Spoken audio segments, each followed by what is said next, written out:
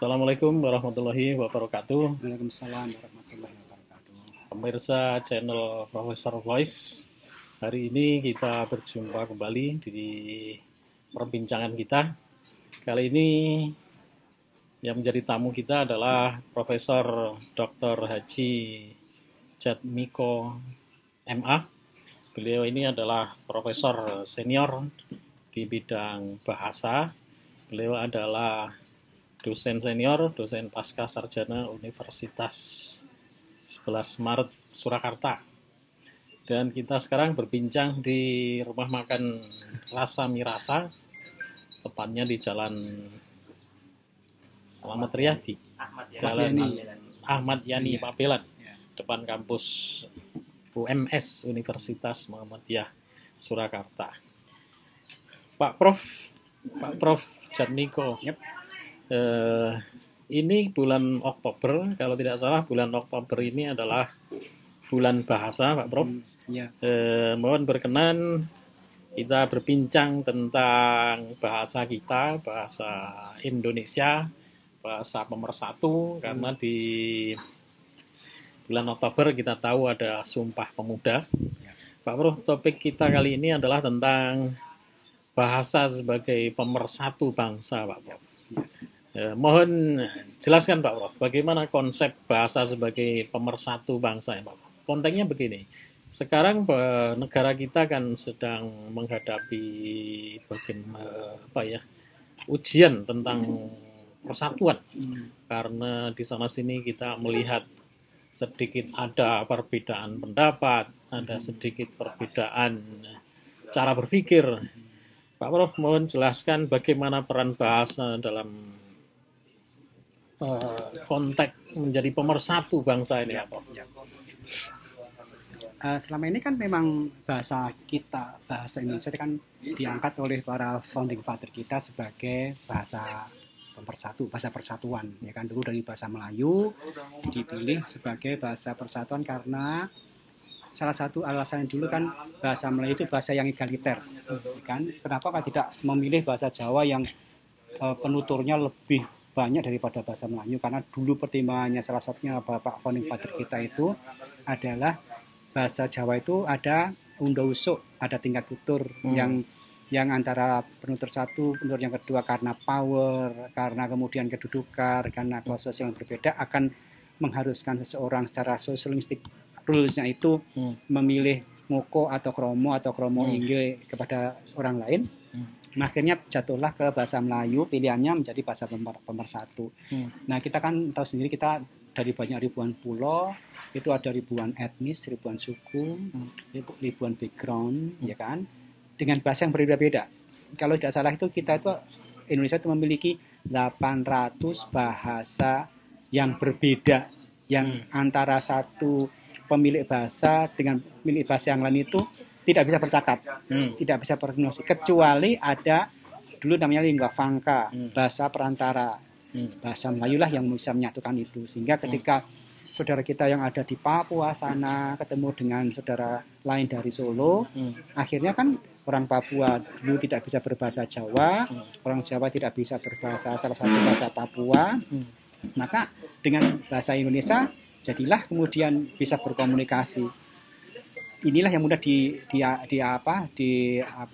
oleh para founding father kita menjadi salah satu alat pemersatu, bahasa alat pemersatu gitu. Nah, itu harusnya sampai sekarang seperti itu, ya kan?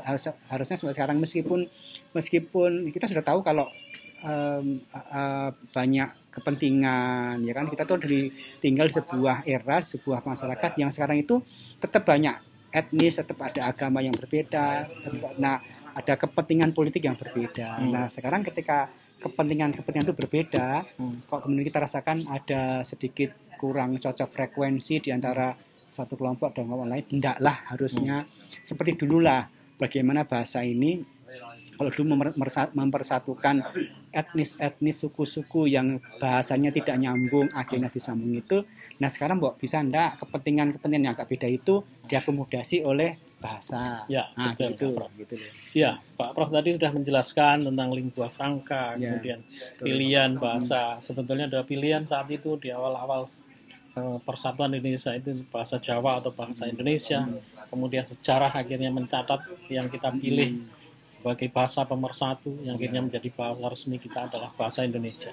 Keputusan sudah diambil Pak Prof, sehingga akhirnya bahasa Indonesia menjadi bahasa persatuan, menjadi bahasa resmi, dan bahasa Jawa menjadi bahasa salah satu bahasa daerah. Itu sebetulnya adalah rasa legowo orang Jawa yang sebetulnya mendominasi saat itu, merelakan akhirnya bukan bahasa Jawa yang digunakan. Harusnya semangat itu tetap harus sampai pada sekarang ya Prof. Ya, harusnya sehingga begitu. paling tidak bagaimana kita bertenggang rasa, tidak mementingkan kepentingan kelompok, kepentingan kesukuan, tapi dalam rangka untuk kebersamaan, untuk mewujudkan persatuan dan nasionalisme. Itu peran masing-masing harus memiliki rasa itu ya, Prof. Betul itu. Ya, Prof. Pertanyaan saya yang kedua adalah seperti ini, Prof. Mungkin sekarang yang menjadi permasalahan yang menyebabkan ancaman disintegrasi bangsa itu mungkin bukan persoalan bahasa, ya. Akan tetapi kita sebetulnya ingin seperti ini, karena ini adalah bulan bahasa, bulan Oktober. Walaupun itu bukan permasalahan bahasa, tapi adakah sebetulnya sampai sejauh mana peran bahasa Indonesia sebagai bahasa persatuan ini bisa mempersatukan tentang ancaman disintegrasi bangsa ini melalui peran bahasa persatuan? Nah itu, mohon dijelaskan. Ya, yang bahasa kan itu kan netral, ya kan, tinggal pemakainya aja kan. Bahasa netral, dia mempunyai vocabulary, kosakata perbendaharaan, perbedaan kosakata yang netral. Ada perbedaan kosakata yang negatif. Misalkan kata goblok itu negatif, kata pinter itu kan, kata bijaksana itu positif, kata misalkan idiot itu kan negatif. Nah, jadi sedapat mungkin menghindari. Nah, kenapa enggak kita itu balik kepada penggunanya. Jadi kita masing-masing dari kita itu kan pengguna bahasa Indonesia yang netral. Nah, sehingga kalau ada namanya ilmu pragmatik itu kan segini, asal kita itu berinteraksi dengan siapapun dan masing-masing dia itu selalu menjaga muka orang kedua. Bahasa Jawanya Jogo Projo. Maka bahasa yang dipakai apapun, insya Allah tidak ada gesekan, tidak menimbulkan bibit-bibit perpecahan. Kalaupun kita berbeda pendapat, saya dan Pak Prof. Cito itu beda pendapat, maka saya akan berusaha bagaimana perbedaan pendapat itu dengan bahasa yang saya pakai itu tidak membuat kita saling tersinggung, tidak saling hilang muka itu loh. Betul, Bro. Intinya hanya itu. Setuju, Bro. Jadi perilaku pragmatik kita dalam menggunakan bahasa Indonesia yang bahasa netral bagi siapapun itu agar tidak saling kemudian salah frekuensi atau beda frekuensi, hanya itu aja. Iya kan? Ya, tepat sekali, Prof. Kita minum dulu, Bro. Silakan, mari ya. Sambil berbincang, suasananya memang cocok. Pemirsa, jadi kita ini sekarang berada di daerah Surakarta, daerah Solo. Seperti yang saya sampaikan tadi, ini adalah rumah makan Rasa Mirasa di pinggir jalan tepatnya. Kalau ingin melancong ke sini dipersilahkan di daerah Jawa Tengah, Surakarta. Pertanyaan berikutnya, Pak Prof. Tadi Pak Prof sudah menjelaskan contoh-contoh bagaimana peran bahasa dalam penggunaannya akhirnya bisa meminimalisir perpecahan. Seperti kita saksikan kemarin Pak Prof bahwa terjadi saling singgung antar kelompok, kemudian satu kelompok dengan kelompok lain itu menggunakan istilah-istilah yang Pak Prof tadi sampaikan dengan bahasa yang kurang sopan, lalu akhirnya satu kelompok kemudian menuntut secara hukum kelompok yang lain. Nah, tadi Pak Prof, jadi arah Pak Prof ke situ ya Pak Prof ya. Nah, kemudian selanjutnya begini Pak Prof. Sebetulnya adakah nuansa-nuansa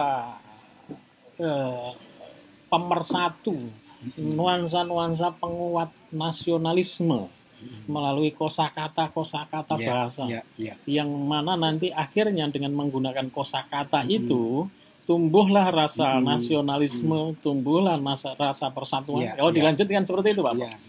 Seperti Pak Prof contohkan tadi, beberapa kosakata itu akan memunculkan ketersinggungan, memunculkan friksi, dan ini harus dihindari. Sekarang kita lanjutkan kosakata yang bisa meningkatkan nasionalisme, memunculkan kerukunan. Mohon diberi contoh, Prof. Ya memang setiap bahasa memiliki banyak kosakata yang tadi saya katakan dia punya nilai semantis yang positif, bukan kata rukun, ya kan, toleransi, kemudian ngayomi, mengasihi, itu kan semuanya positif itu. Tapi juga ada yang agak negatif sehingga dipakai untuk membuli orang, dipakai untuk menghina. Kita harus hindari ya, Bro. Nah itu sekali lagi saya katakan setiap bahasa menyediakan itu. Nah, sekarang balik penggunanya ini. Nah untuk bisa kita menghindari penggunaan itu, maka kita ketika berinteraksi itu harus tahu apa latar belakang sosial budaya dari lawan bicara kita. Jadi saya kenal banget sama Pak Jito itu nggak suka seperti ini, maka saya hindari menggunakan sesuatu yang ekspresinya menyinggung itu. Jadi kalau Pak Jito sukanya itu Pak Jito itu Prof Jito itu hobi tentang anggrek, misalnya ya, anggrek. Menurut saya kan berusaha menggunakan kosakata, anggrek itu indah Pak. Nah, itu akhirnya maka kemudian itu sesuatu yang digunakan oleh seorang penutur untuk mendatangi muka lawan bicara. Ya, betul. Ya, gitu kan. Nah, itu kan sebagai contoh dulu misalnya Ahmad Dhani itu pernah menghina Banser dengan ucapan idiot. Itu sebenarnya tidak boleh ya, Bro. Ya. Dalam konteks ini akan menimbulkan perpecahan. Daripada menggunakan kata yang menimbulkan perpecahan, pilihlah kata yang akhirnya mempersatukan. Apalagi di bulan bahasa ini kita pilih kosakata yang akhirnya bisa meningkatkan nasionalisme. Prof, kita bicara tentang bahasa secara lebih mendalam lagi. Karena bulan bahasa kita memberikan informasi atau pencerahan lewat Pak Prof, tugas guru besar, Pak Prof Jatmiko, saya ini sebetulnya adalah bagaimana memberikan informasi kepada masyarakat sehingga berguna dan akhirnya bidang keilmuan itu bermanfaat di masyarakat. Kita mengenal adanya medan makna ya, Prof. Medan makna dalam bahasa. Sebetulnya kata itu terkelompok secara sirkular yang membentuk akhirnya sebuah medan makna. Dan medan makna ini sebetulnya bisa diaplikasikan secara pilihan. Bagaimana kita menyampaikan itu, dan itu nanti akan menentukan makna. Dan makna itu kan nanti akan ditangkap oleh lawan bicara kita secara nyaman atau kurang nyaman. Iya. Nah, mohon dijelaskan tentang kembali lagi ini sebetulnya peran bahasa, Pak. Betul. Kemudian kita menelaah lebih dalam lagi melalui konsep medan makna. Itu bisa contoh sederhana di dalam wilayah semantik ada namanya sense relation. Yang hubungan makna. Betul. Setiap bahasa memiliki sinonim. Betul. Kan ada sinonim. Nah, sama-sama sinonim itu nanti masing-masing kosakata yang bersinonimus itu nanti memiliki semantic features yang berbeda-beda. Contoh ini. Kita punya anak kita kecil sedang kita ajari matematika. Berhitung. 2 tambah 2 berapa? Dia jawabnya 5, harusnya 4 kan? Dia jawabnya 5. Orang tua yang langsung, salah itu Dek, itu salah. Nah, ini kata salah dipilih. Ini sudah membuat dia nggak nyaman. Dia akan discourage, ya kan? Akan merusak self-esteem dia. Tapi kalau ibunya pinter, 2 tambah 2 berapa Dek? 5. Hampir bener. Hampir bener itu tetap salah kan? Tapi hampir bener Dek. Pemilihan hampir bener itu kepada anak itu sesuatu kebijaksanaan seorang ibu tentang penggunaan kosakata yang kondisi realnya tetap sama-sama salah, tetapi kalau kamu kurang bener Dek, itu tetap masih membombong, masih encouraging gitu. Sehingga kan ini contoh sederhana coba kita aplikasikan di ranah yang lebih luas gitu. Daripada kita mengatakan dia goblok, kenapa enggak? Dia tuh belum tahu. Goblok sama belum tahu kan hampir sama maknanya, tapi dia tuh belum tahu aja. Nah, gitu kan lebih membuat dia. Setuju, Prof. Jadi memang peran bahasa tadi seperti dijelaskan oleh Prof dan yang kita diskusikan ini memang sangat penting karena media komunikasi kita bagaimanapun juga adalah bahasa ya, Prof ya. Dan kita tahu bahwa sekarang ini banyak influencer baik itu berupa YouTuber, baik berupa itu ustadz. Kadang-kadang mereka itu tidak memperhatikan kosakata atau jenis bahasa yang digunakan. Seperti katakanlah misalnya Ustadz Tengku Zul, dengan kosakatanya yang kadang-kadang membuat tidak nyaman untuk sekelompok orang tertentu, katakanlah orang Jawa dianggapnya dengan kosakata begini, orang Sumatera begini. Sebetulnya itu harus dihindari ya, Prof ya. Karena jenis wacana yang seperti itu kan merusak kerukunan. Harusnya dipilih kosakata yang mendukung kepada persatuan ya, Prof ya. Nah itu. Ya, Prof, sekarang setelah kita bicara tentang medan makna, sebetulnya medan makna itu kan pilihan ya, Prof ya. Sampai sejauh mana itu akhirnya dipakai oleh para influencer dalam rangka untuk memenangkan hati para pemirsanya sehingga mereka tidak menjadi panas, sehingga akhirnya timbul perpecahan. Kan peran bahasa sebetulnya itu. Sebetulnya utamanya menjaga persatuan kan itu ya, Prof ya. Sebetulnya kita harus mengabaikan tujuan-tujuan yang lain dalam konteks penggunaan bahasa ini ya, Prof ya. Prof, bisakah sebagai seorang guru besar, Prof, guru besar bidang bahasa, memberikan sebuah contoh pernyataan secara apa ya, Prof, yang mungkin bisa memberikan pengajaran kepada seluruh warga Indonesia ini, contoh penggunaan bahasa yang baik yang memunculkan rasa persatuan dan nasionalisme itu, misalnya seperti ini. Silakan, Prof. Dalam bentuk konteksnya, kalimat juga boleh. Ya. Konteksnya apapun. Begini, maksudnya kalau apapun ekspresi yang kita gunakan, asalkan kita itu mempertimbangkan pemahaman, satu frekuensi, share background knowledge. Ya. Kalau kita share background knowledge dengan lawan bicara kita, maka ekspresi apapun yang akan kita gunakan itu pasti akan dipertimbangkan untuk membuat orang kedua lawan bicara itu tidak tersinggung. Nah, kita kan bisa milih itu. Apapun ekspresinya, misalkan ya kita bersatu, yuk kita bekerja, yuk kita misalkan berbuat kebaikan. Nah, gitu kan. Itu kan ajakan yang positif gitu ya. Daripada ekspresi yang mencela gitu. Masalahnya begini, Bro. Kadang-kadang kita itu ada pilihan bahasa sebagai media satu. Kemudian pilihan konten yang kita sampaikan. Kalau kita berat pada konten, maka style bahasa yang terkorbankan. Karena kalau kita memilih kepada style, maka konten yang tersampaikan akan terdistorsi.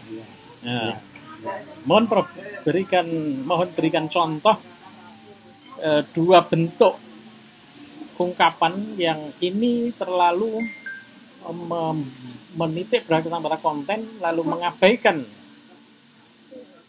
bentuk bahasa sehingga akhirnya menjadi menyinggung.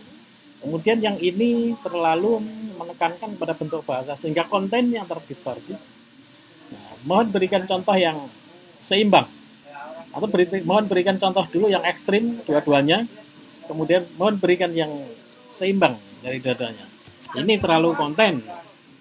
Ini terlalu language style. Ya. Harusnya yang imbang begini. Nah, gitu. Mohon, Pak. Iya, bisa gini ya. Dalam konteks menjaga persatuan ini, Pak. Iya. Tetap. Makanya inti kuncinya itu adalah jangan saling apa ya, menginjak-injak muka. Aslinya itu. Gitu ya. Iya, konten apapun itu yang dibawakan, jangan saling kita itu siapapun ini menginjak-injak muka siapapun gitu. Itu asal dari kelompok mana. Asal kita tidak menginjak muka berarti kan itu ofensif begitu. Siapapun kelompok manapun itu bahasanya pasti dia akan jadi santun gitu aja. Yeah. Asal dia sudah mulai threatening face, yaitu sudah mengancam muka, itu pasti itu akan membuat tidak orang lain nggak nyaman. Terus ya sudah pasti akan saling berbahasa. Gini, Bro. Kadang-kadang kalau kita terlalu menekankan pada style bahasa, maka ketajaman dari konten yang ini kita sampaikan itu menjadi berkurang. Misalkan bentuk indirectness. Betul. Kadang-kadang dengan indirectness itu maunya kita bersantun, orang kedua nggak paham. Gitu kan. Sehingga orang Jawa katakanlah itu kan terlalu language style based, sehingga terlalu menitikkan beratkan kepada penggunaan bahasa yang sopan, sehingga akhirnya kontennya menjadi berputar. Contoh gini, saya pernah parkir di depan warung buah. parkir di depan beliau persis. Beliaunya orang Jawa, langsung, oh Bapak parkirnya sangat bagus. Itu beliau indirectness untuk membuat untuk mengingatkan saya. Bagus ya, Bro, itu kita nggak paham maksudnya apa. Ya udah kita nggak paham, nggak nangkap maksudnya. Kalau beliau dia mengunggulkan stylenya, jadi berbuat santun, biar nggak saya tersinggung. Tapi malah nggak nangkap. Kalau beliau, Pak parkirnya itu gimana sih? Gitu itu malah ya to the point ya. Itu kontennya ketangkep, tapi kan stylenya menjadi beda. Ya, itu dalam konteks bahasa yang mana yang harusnya dipilih, Pak Bro? Harusnya situasi, konteks membuat mana yang dipilih gitu. Kalau memang konteksnya itu harus kita santun, kita lihat orang kedua kayak apa. Orang kedua itu orang yang kayaknya bisa, kalau saya indirect itu lebih pas ya kita indirect. Kalau orang kedua itu atau topiknya apa dulu? Kalau topiknya itu terlalu serius pasti harus indirect. Topiknya simple langsung to the point.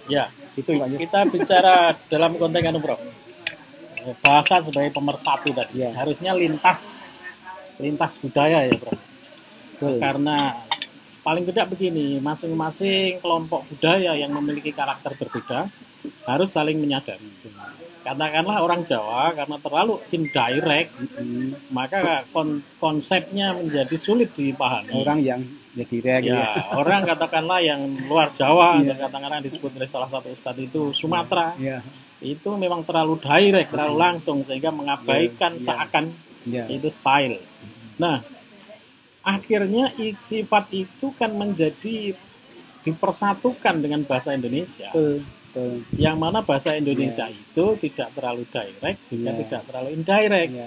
Katakanlah untuk membedakan orang Jawa dan orang Sumatera, ada istilah yang disampaikan itu, datang tanpa hidung, pulang tanpa punggung. Itu kan pepatah Sumatera. Kalau orang Sumatera menganggap kita datang tanpa hidung, pulang tanpa hidung. Bagi orang Jawa itu tidak sopan, tapi bagi orang Sumatera itu terlalu berputar, kurang direct. Langsung aja gitu. Iya. Kalau dengannya sudah langsung saja, tidak masalah. Sudah ada. Oh, di sana tuh. Di sini versinya. Oh, alah. Iya. Pemirsa, jadi kita ini konteksnya adalah kita dari seminar dan beliau adalah narasumbernya. Saya Mas Wildan, Pak Kiai Koko, Mas Dedi Bukapa itu adalah tuan rumah dan beliau kita wawancarai di sini. Untuk melanjutkan itu silakan duluan Prof, saya menunggu Pak Prof.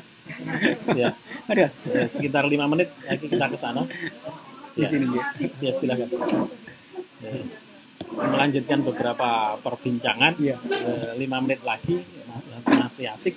Nah, peran bahasa akhirnya kembali ke topik kita, Pak Prof. Peran bahasa Indonesia akhirnya akan menjembatani itu, Pak Prof. Insya Allah. Jadi melenturkan yang keras dan kemudian yang terlalu lentur di itu. Tapi Pak, tetap ada catatan. Ya gimana catatannya, Pak? Yes, bahasa Indonesia itu bisa dipakai jembatan antara berbeda bahasa dan beda suku itu sebagai alat interaksi. Tetapi tetap juga meskipun kita memakai bahasa Indonesia yang sudah menjembatani itu, masing-masing harus mempertimbangkan social cultural background dari lawan bicara yang berbeda gitu. tadi. Itu. Jadi kalau saya dengan istri saya orang Madura, itu beda culture. Maka saya harus berusaha memahami tradisi sana, kebiasaannya gimana, social cultural backgroundnya kayak apa, orang Madura seperti itu, sehingga ketika beliau itu ngomong sesuatu kok beda karo wong Jawa, kita bisa arif lah, bisa menerima. Ya, the way kalau orang Madura dia tidak biasa dengan indirectness orang Jawa saya gitu. Maka ketika kemudian saya harus ngomong bahasa Indonesia, tetapi ala Jawa gitu, dia bisa, kalau dia kemudian mempertimbangkan social cultural background saya sebagai orang Jawa, akan bisa masih orang Jawa jadinya, gitu loh. Berarti seperti itu, berarti dia ngomong gitu, berarti dia tuh nyuruh, ini loh. Ya kan? Bu, ini kok rono wedang, itu kan? Itu kalau dulu itu belum paham itu ya memang belum ada. Indirect. Iya, itu gitu lama-lama tahu. Oh, itu berarti minta dibuatin minum. Nah, gitu tetap harus. Jadi walaupun pakai bahasa Indonesia, harus kita tuh harus saling tahu, antar budaya itu harus saling belajar. Berhadapan dengan siapa, dengan latar belakang budaya apa gitu ya. Itulah makanya kan Bhinneka Tunggal Ika, kita berbineka culture, maka kita harus bisa saling belajar di antara culture yang berbeda itu, sehingga ketika kita suatu saat berinteraksi dengan seseorang dengan background yang berbeda, kita bisa paham kalau kalau dia seperti itu memang dia orang backgroundnya seperti itu, ya gitu.